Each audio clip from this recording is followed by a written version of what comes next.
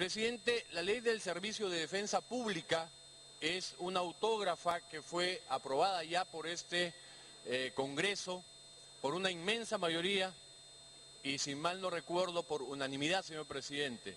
Pero resulta que el Ejecutivo observó la autógrafa y lo observó con razón.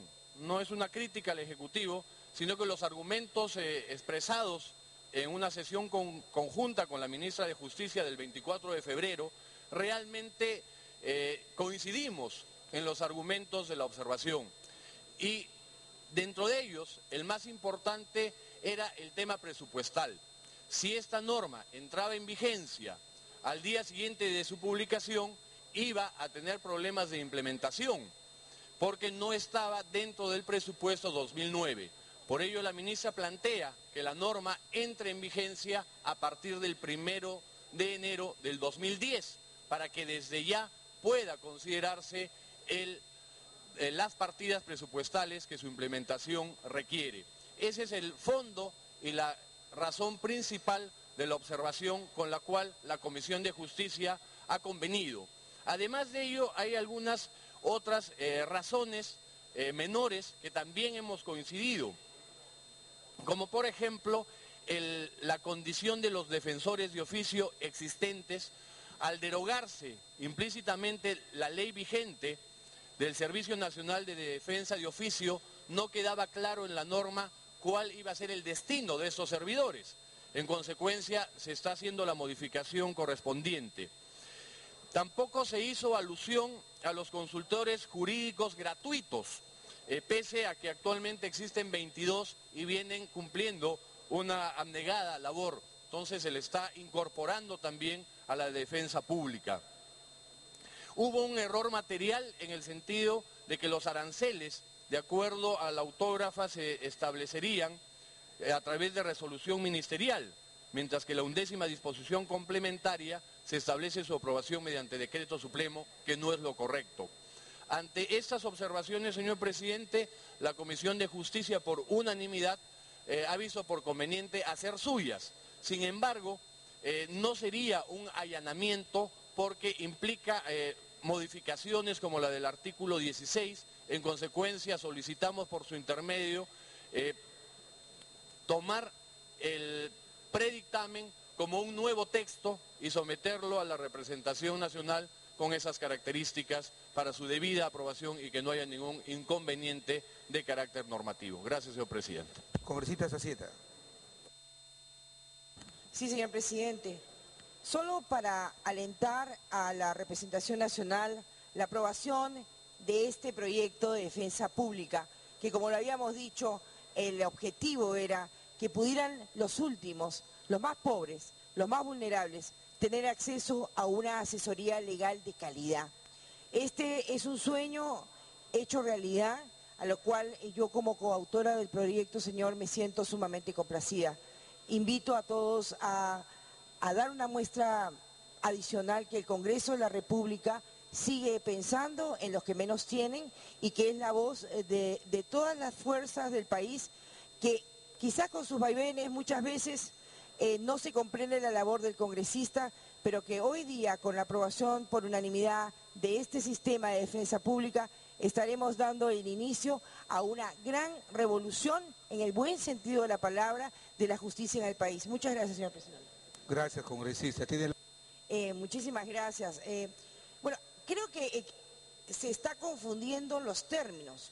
El sistema de defensa pública está diseñado para poder dar asesoría legal personalizada a aquellas personas de escasos recursos económicos.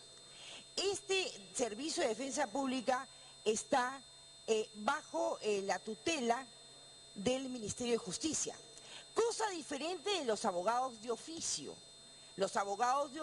del Poder Judicial. Actualmente, señor presidente, cuando existe una violación a un menor, el violador tiene inmediatamente un abogado de oficio. Sin embargo, a la interrogante de mi colega Marta Moyano y la interrogante del doctor Raúl Castro, esto va por otra línea. Va por la línea de que las víctimas de una violación, por ejemplo, puedan tener asesoría legal personalizada. Dele el uso de la palabra para que continúe, por favor. No está contraviniendo ningún artículo de la Constitución. No se está privando de la defensa gratuita a los que delinquen.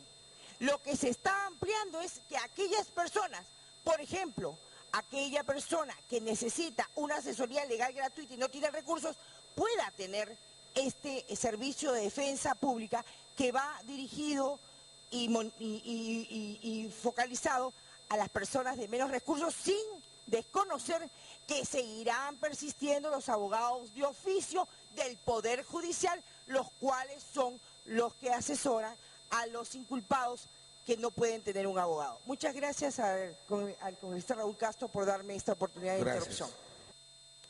¿No vieron ninguna otra intervención? El presidente de la comisión.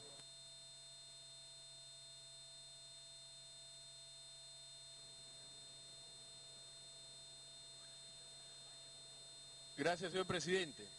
Señor presidente, coincidimos plenamente con las preocupaciones señaladas por el congresista Castro y la congresista Moyano. Sin embargo, creo que vale la pena hacer algunas precisiones. Una cosa es la gratuidad, que tiene que ser una garantía procesal para aquellos que no cuentan con recursos económicos. Obviamente la justicia no puede inclinarse a favor de quien tiene recursos económicos en perjuicio del que no lo tiene. Y otra cosa es el derecho de defensa, que está consagrado nacional e internacionalmente como una garantía fundamentalmente en el ámbito penal, pero esta ley va más allá del ámbito penal, porque se pone en juego la libertad, que es un valor fundamental. En consecuencia, en caso de que no haya defensa, hay una obligación legal y constitucional de que el juez ordene la participación de un defensor. Pero ello no quiere decir que sea gratuita, porque si el sujeto inculpado tiene recursos, está obligado a pagarlos, y el juez está obligado a hacer que se cobre, y por eso la norma establece un arancel.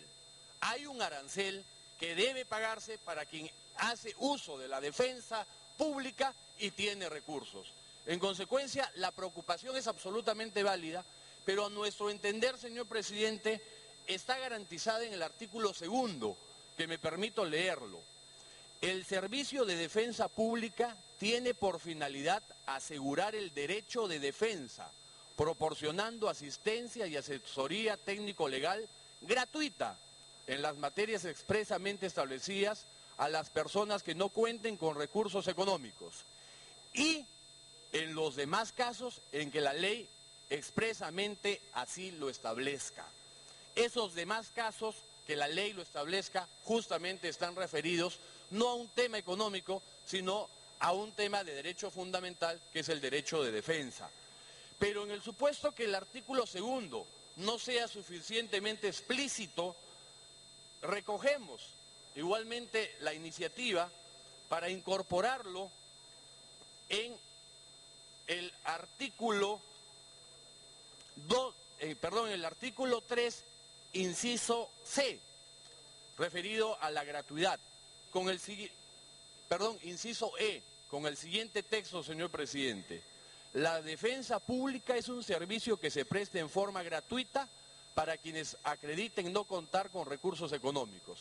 Acaba el añadido. Y en los demás casos en que la Constitución y la ley expresamente así lo establezcan. Registren su asistencia, que vamos a ir a la votación. 76 señores congresistas presentes. Con esa asistencia al voto.